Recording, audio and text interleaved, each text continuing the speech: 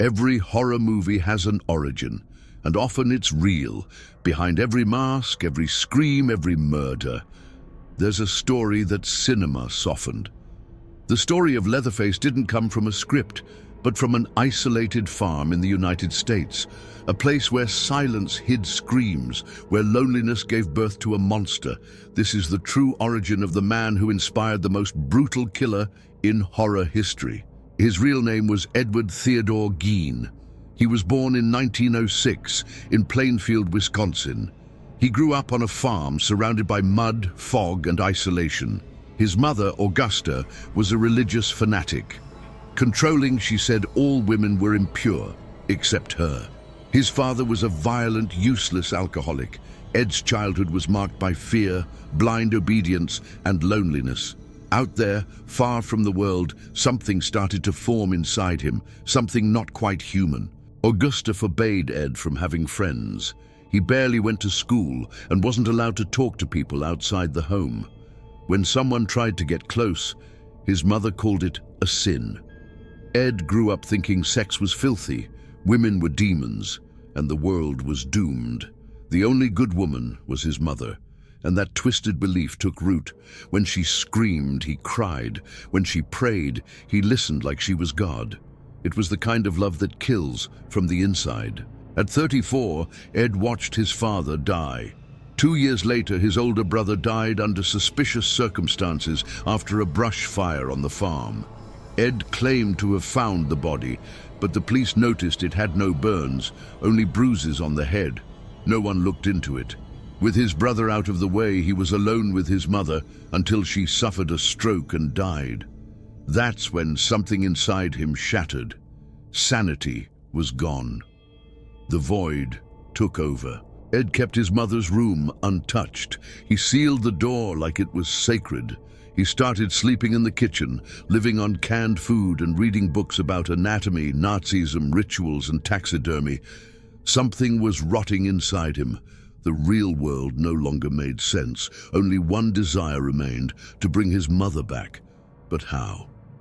Ed found a twisted answer. If a body decays, maybe another body could take its place. In the dead of night, Ed began visiting cemeteries. Fresh graves caught his eye. He dug up middle-aged women who resembled his mother. He opened coffins, studied the bodies, took parts home. He made masks from real faces, stitched skin, wore breasts, used belts made of nipples. He danced in the dark in his woman suit. It was a ritual, a deranged theater to relive the only person he had ever loved, Augusta. For a while, no one suspected him. The farm was far from town, and Ed was seen as a strange but harmless man. Locals knew him as odd but polite. He spoke softly, avoided eye contact, kept to himself. But when women started disappearing, suspicion turned to him. The first confirmed victim was Mary Hogan, a tavern owner. She vanished without a trace. No one knew. Part of her was stored in Ed's stove. 3 years later came Bernice Warden, a hardware store owner. Her son, a deputy, noticed she was missing and remembered Ed had been there the day before. He decided to investigate the farm. What he found was hell on earth. Bernice's body was hanging upside down, split open like livestock, dried blood on the floor, entrails scattered, and a deadly silence. That house wasn't just a crime scene, it was a temple of madness. In the kitchen, a pot on the stove held the victim's heart. In the cabinets, bowls made of skulls. The couch was upholstered with human skin, so was the lampshade. In a corner, masks made of faces, real faces, eyelids stitched shut, noses still with hair. The police didn't know where to start. Each room was a different nightmare. No one screamed, but everything in that house seemed to scream. The bodies didn't beg for help. They were far too dead for that. Ed was arrested but didn't resist. He confessed everything calmly, almost like reciting a recipe. He said he never had sex with the corpses because they smelled bad. He talked about the skins like clothes. He called his mask a female outfit. He claimed he didn't kill for pleasure, he killed out of need. He wanted to become his mother, to live inside that skin. It wasn't lust, it was longing, but what he did to those bodies was unspeakable, even for the police. When they searched the house, investigators found boxes filled with preserved organs, noses, stitched lips, fingernails, dried hearts. But the worst was the suit. Ed had made an entire female body, skin from various victims, sewn together like a jumpsuit. There were breasts, a face, even genitals. He wore it, danced, murmured prayers. He said it was to be Augusta for a few minutes. His mother had died, but he still heard her voice in the rooms of the house. In the newspapers, the news was a scandal. But at the station, Ed's silence was the most frightening part. He didn't scream, didn't beg for forgiveness, didn't laugh. He simply responded with coldness and twisted logic. He explained the processes like he was describing simple tasks: skinning, sewing, stuffing, cleaning. The police realized it wasn't a breakdown, it was a construction. Years of rituals, nights in cemeteries, organized bones, tested methods. That was a parallel life. Ed described how he broke into cemeteries alone, with a flashlight, shovels, and a wheelbarrow. He chose recent, fresh graves and removed the bodies carefully. At home, he opened them, cleaned them, and separated the parts. Skin was his favorite material. He cut slowly to avoid tearing, dried it in the sun, sewed it with regular thread. When asked why he did it, he answered, "I needed company, but in my way." His loneliness had turned into a sculpture of horror. Police had to catalogue everything they found. Remains of 15 different women were identified among the scattered pieces. Most were never officially confirmed as murdered. They came from graves. Only 2 deaths were directly linked to Ed, but the cruelty of his acts made it seem like he had killed hundreds. The truth: his mind had been dead for a long time. What was left was a body trying to stitch memories onto someone else's skin. In the barn, they found a rope with iron hooks. That's where he hung the bodies like butchered meat. Every dead woman was cut open, emptied, cleaned, and treated like an object. Sometimes he cooked parts. Sometimes he just kept them. They said he slept hugging the skins. At night, he whispered to the faces, asked for advice, prayed, called the bodies mother. Each fragment was a piece of the sick puzzle he was trying to rebuild alone. Psychiatrists found no signs of classic psychopathy. Ed didn't take pleasure in suffering, nor did he kill on impulse.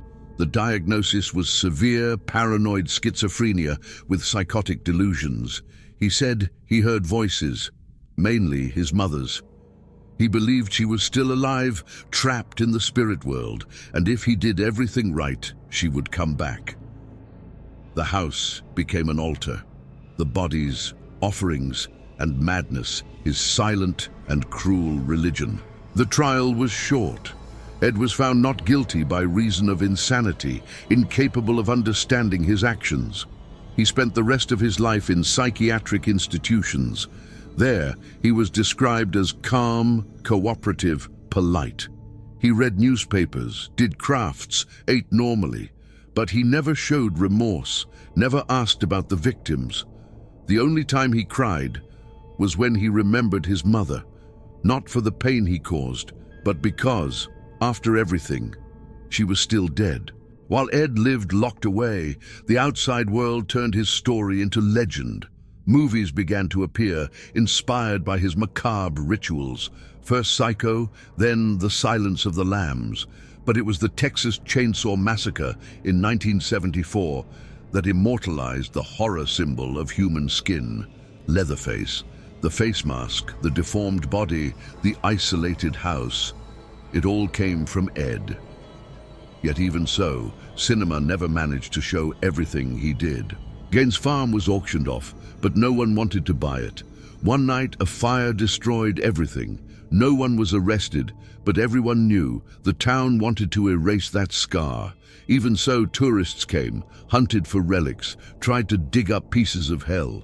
Ed's car was sold as a circus attraction, displayed as the cannibal's car. Pain became entertainment, mourning, a spectacle.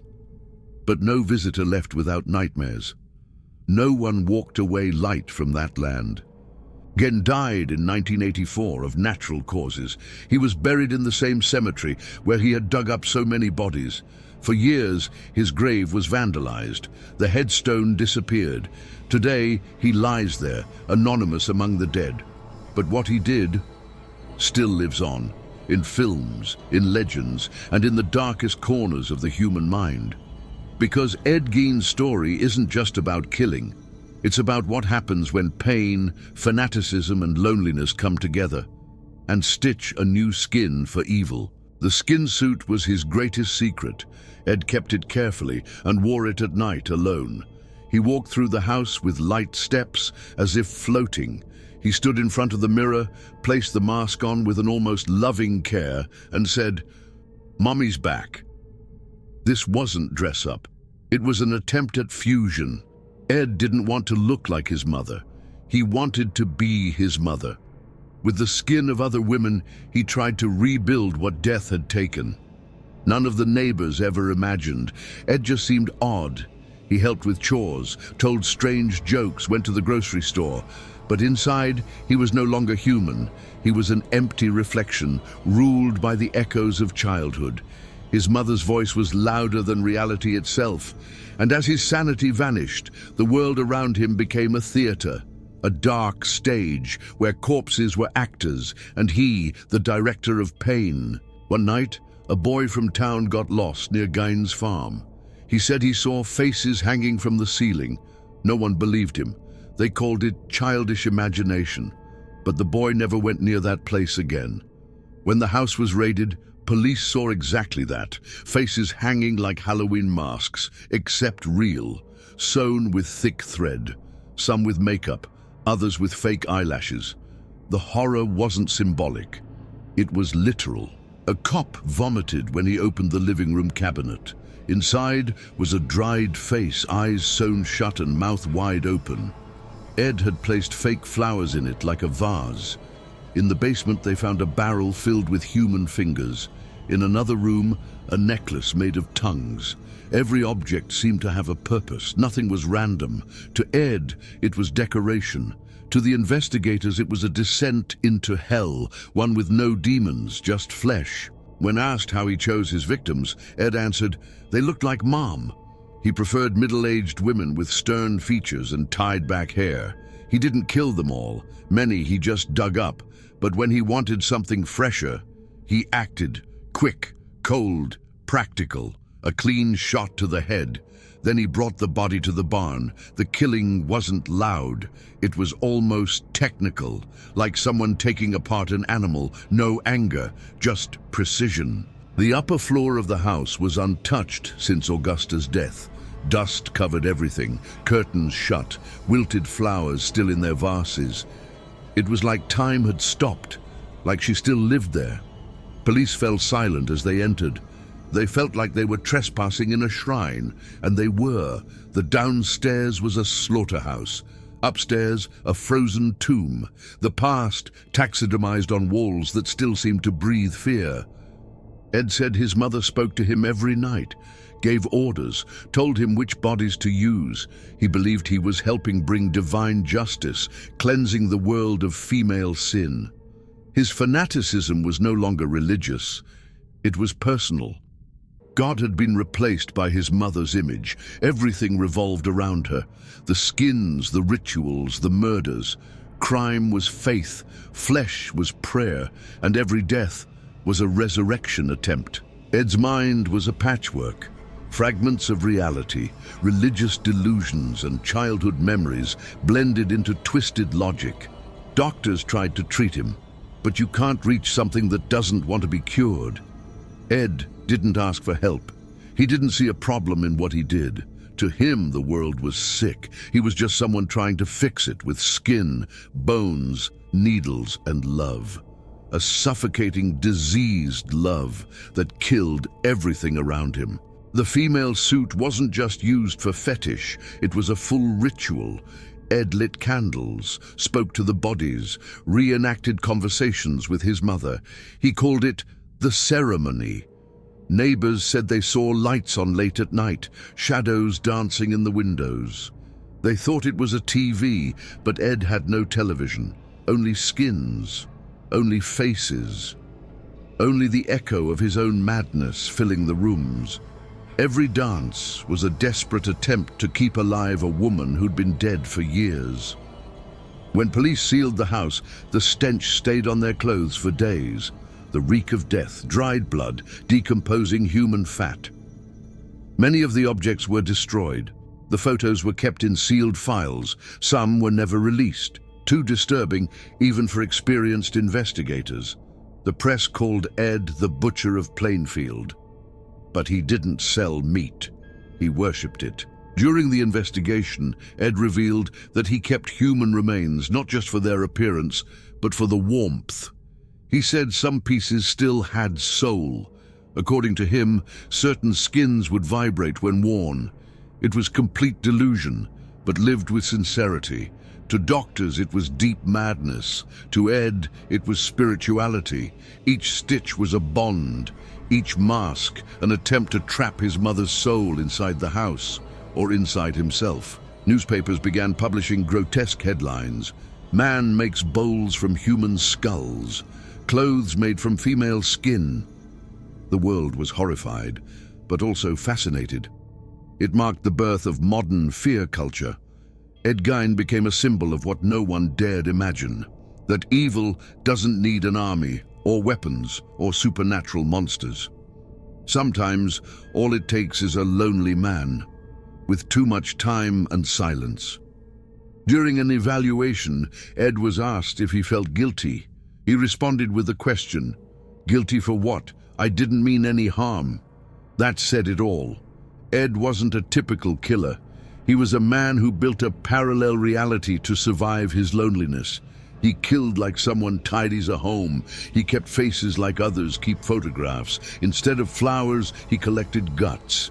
Instead of memories, flesh. Flesh as memory. Flesh as comfort. Authorities had to form special teams to handle the bodies. Forensic experts, psychologists, even priests were called in. Many fainted at the sight of what Ed had done. One report described some bodies as preserved like macabre dolls. Others appeared to have been used repeatedly, dressed, made up, spoken to. They were victims, but also silent witnesses of a mind in ruins. When investigators dismantled the full female suit, they noticed each body part came from a different woman. Breasts from one, stomach from another, back from another. It was as if Ed was trying to build the perfect woman, or the idealized image of his mother. It wasn't just necrophilia or cannibalism, it was pure symbolism mixed with delusion. Ed didn't want company, he wanted an altar, a body to house Augusta's presence. The small town of Plainfield was never the same. Nearby homes were sold for almost nothing. Families moved out of state. Children had nightmares about Ed's house. For decades, locals avoided saying his name. Even today, some refuse to talk about the case. Silence became protection, the horror, a collective ghost. Because Ed Gein didn't just kill people, he killed the peace of an entire place. A whole town crumbled under the rot of one man. Even inside the psychiatric hospital, Ed didn't seem to grasp the weight of his actions. He said he missed the farm. Once, he asked if he could go back to tidy things up. He didn't understand the world would never let him out. His mind was trapped in the past, frozen the day his mother died.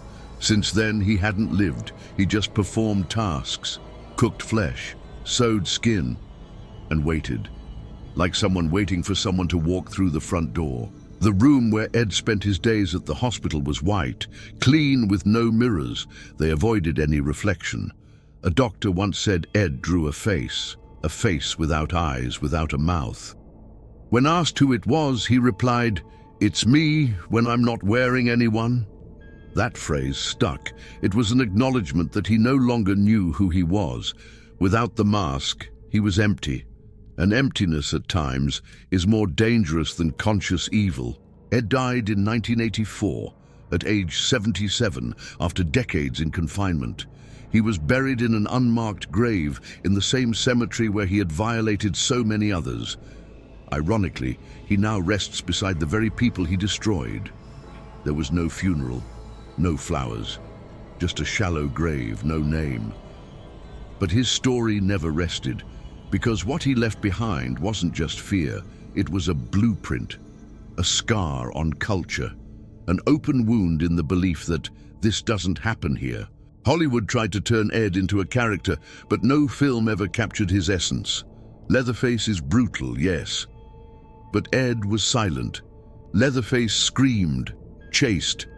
Ed listened to voices and waited. The true horror lies there, in the ordinary man, the ordinary house, the neighbor with a quiet smile. Because the evil that truly haunts us doesn't wear a monster mask. It wears human skin, and sometimes even puts on an apron just to look normal. The name Ed Gein became taboo, but his traits spread like a virus. In Norman Bates, in Psycho, in Buffalo Bill, in The Silence of the Lambs, in Leatherface, with his chainsaw and skin face. Each character stole a piece of his madness, but none captured the true essence, the coldness of reality, because Ed didn't run, he didn't scream, he wasn't theatrical. He was evil without makeup, a monster that doesn't look like a monster, and that's what makes him even scarier. The films turned his crimes into spectacle, but the real story was much quieter. No soundtrack, just the sound of flesh being cut, bones being sawed, skin being hand-stitched. Ed didn't do it out of anger. It was almost love. Each stitch, a memory, each cut, a ritual act. And that's what makes him different. He didn't kill for pleasure, but for meaning. He was the craftsman of horror, and his raw material was people. In the basement of the police station, the Gein case photos are still kept. Few have access. Many who saw them left the profession. It wasn't the blood that broke them. It was the detail, the care with which the bodies were altered, as if hell itself had sent a tailor, as if someone had deeply studied human anatomy just to reconstruct it in a monstrous way. Seeing that is understanding that true terror is meticulous. Psychologists still study Ed today. There are debates about the exact degree of his madness. Some believe he was completely unaware. Others say he knew exactly what he was doing and created the illusion of insanity to avoid the death penalty. But all agree on one thing. Ed wasn't born a monster. He was shaped by isolation, by toxic religion, by suffocating love. He was sculpted in silence, like a statue made of pain. In old interviews, Ed said little, but in one of them, he said something that haunted the reporters. "Sometimes I still smell her. Mom, like she just finished cooking." That simple phrase says it all. He lived trapped in the past. Reality had shattered. His mother's death wasn't the end, it was the beginning. The trigger of a fall with no return, where flesh became a symbol, the body became a prayer, and home became a mausoleum. Ed Gein's story isn't just about death, it's about absence. Absence of real affection, absence of boundaries, absence of help. It's a warning of what happens when someone is left to their own fate, isolated, sick from within. Because Ed didn't become a killer overnight. He slowly fell apart in silence, piece by piece, until only a shell remained. One that only knew how to stitch bodies together in the hope of building a soul. Today, thousands of people watch movies inspired by Gein and have no idea. They think it's just fiction.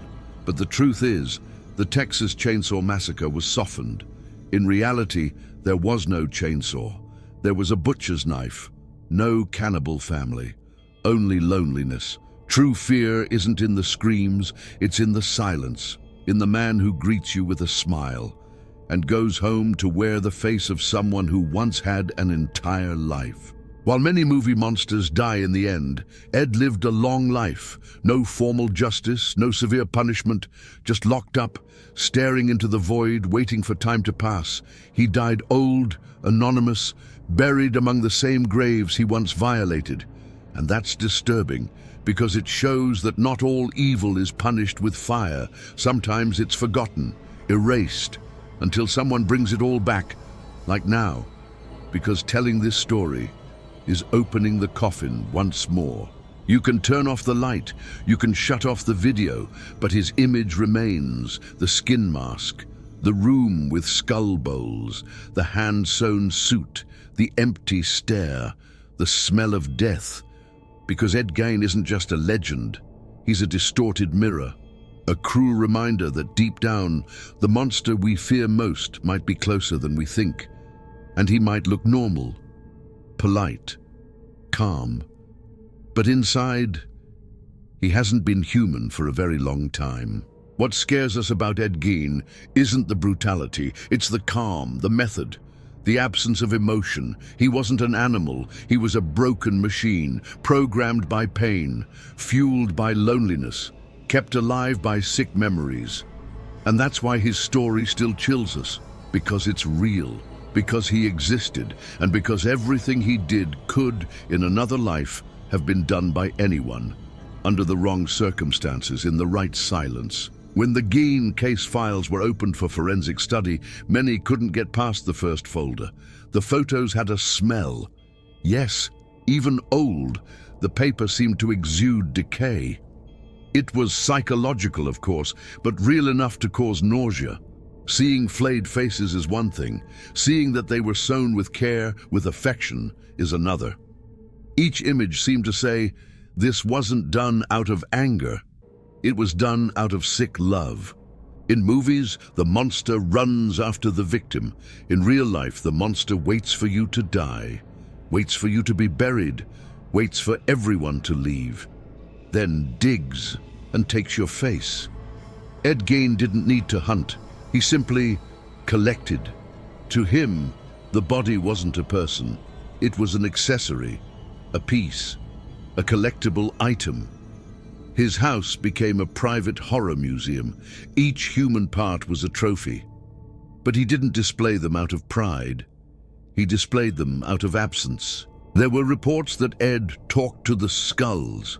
On some nights, hospital staff would hear him whispering names, as if telling stories to someone. But he was alone. Or maybe not. In his mind, the faces still listened. The skins held memories. The stitched eyes still saw, and the open mouths, silent, still spoke. That house wasn't just a place. It was a body. And he lived inside a decorated corpse. Ed Gein's life proved that the most real terror is introspective. It's not about deformed monsters, but distorted love, the absence of touch, misinterpreted faith. He wasn't possessed. He wasn't cursed. He was raised in madness, forced to worship a woman who only taught him revulsion. And when she died, all that was left was the desperate need to recreate her. Stitching skin, trying to trap a soul, but only dragging the void. The next generation grew up afraid of Gein's house. Kids told stories about it. Teens dared each other to get close. Adults avoided the road until a fire destroyed everything. Some say it was an accident. Others say revenge. But some claim it was evil itself, undoing itself. That wood could no longer hold the dead. Burning the house was like burning an altar. But the smell, they say, never really left that place.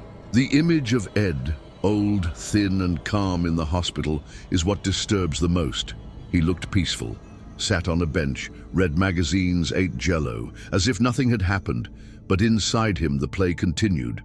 The mother's performance never ended. It just changed stages.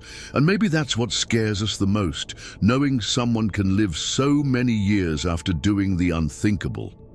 Not as punishment, but as if it were nothing. As if it were just Tuesday. Crime experts say Ed Gein created a new type of horror. He didn't commit mass murder, didn't rape, didn't torture the living, but he violated what is dignified, intimate, sacred, desecrated graves, turned bodies into objects, reduced people to decorations. He didn't destroy life, he destroyed the memory of life, and that's even more perverse, because grief needs an image, a face, a burial, and Ed erased all of that with scissors and thread.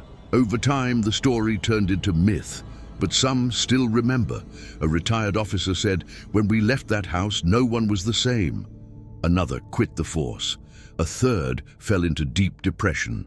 Ed Gein's house didn't have screams, but every silence there felt like the sound of someone who had given up, the echo of surrender, of humanity, of love, of reality.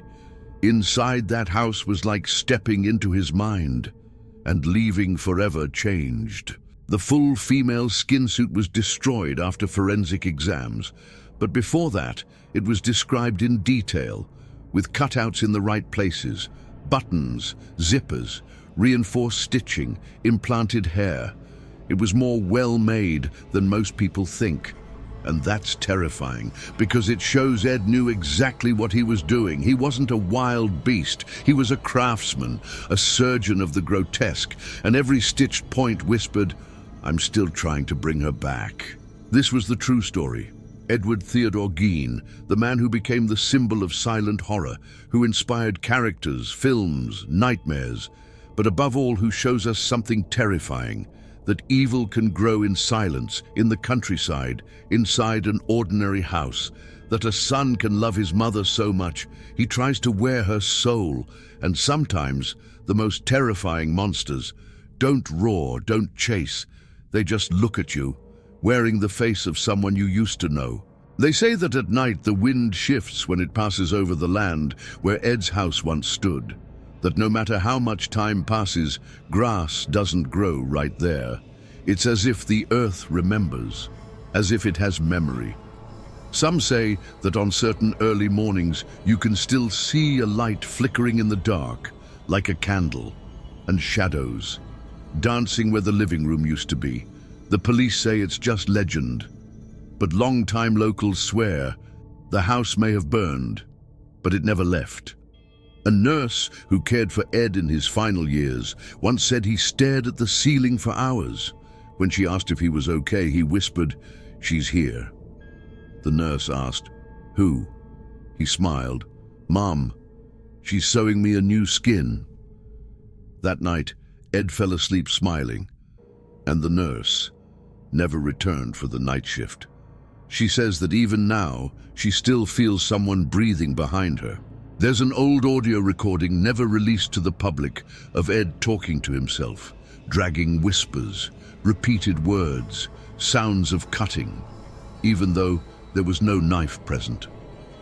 In one part, he sings a nursery rhyme with a trembling voice, then murmurs, "Now we can dance, Mommy. See how beautiful it turned out?" The audio technicians stopped restoration there. They said that for some reason, the tape started to smell bad. At the penitentiary, where Ed spent his early years, an inmate said Ed would sit still for hours in the yard, then suddenly laugh, looking up at the clouds. They asked why. He said, "Mom's watching the cut I made. She said it's perfect." No one wanted to share a cell with him. They say whoever tried to sleep near Ed woke up with the same nightmare, someone peeling off their skin with a peaceful expression. One officer from the case became so obsessed, he began collecting photos and copies of the reports. He'd lock himself in the garage for days, rereading everything, until one day, his wife found him stitching animal hide. He said he was testing the shape. Soon after, he disappeared, left a note, "Now I understand." He was never found. What remained was the smell, the same smell from Gein's house, strong, heavy, like meat kept for too long. At the auction house that received Ed Gein's car, the employee responsible died months later. Heart attack, they said. But his family claimed that in the last few weeks, he kept whispering the same phrase, "They're behind the wheel, and they have no faces." The car was removed from display, but before that, a child touched the steering wheel and had a seizure. Forensics found nothing, but the security guard swore the wheel was hot, very hot. The only reporter who managed to visit Gaines' original scene before the fire wrote in his journal that the house made no sound, no creaks, no wind. It was like the air was trapped. He said that upon entering the living room, the silence was so dense it felt like his bones might snap, and that something was watching him. Not from the window, not from the ceiling, but from inside the walls. He never published what he saw. 2 months later, he hanged himself with a belt. At the museum that tried to recreate Gaines' story, they built a replica of the house. Visitors became sick, some vomited, others fainted. One tour guide was hospitalized after claiming he heard a voice behind the wall. Security footage shows him saying, "I said I'll obey, Mom. Stop yelling." But the video shows no one with him. The replica was shut down. But to this day, guards report hearing stitching sounds and slow, dragging footsteps. And now, if you think you're safe, think again. Look around. Picture your house at night, empty. Imagine being alone and hearing a faint noise from the bathroom, a fogged-up mirror, a flickering light. You go check, but find nothing. Except, for a moment, you feel like someone is wearing your face, as if you're just the skin, as if another soul is trying to enter, because evil doesn't die. It puts on a body and walks among us. You can turn off the video, you can turn off the light, but now that you know Ed Gein, he knows you too. And as he used to say, the soul lives in the skin. So when you look in the mirror and feel that something there doesn't quite belong to you, maybe, just maybe, it's not your imagination. Maybe in the dark, just behind your reflection, someone is stitching your name, ready to wear, ready to dance, ready to return.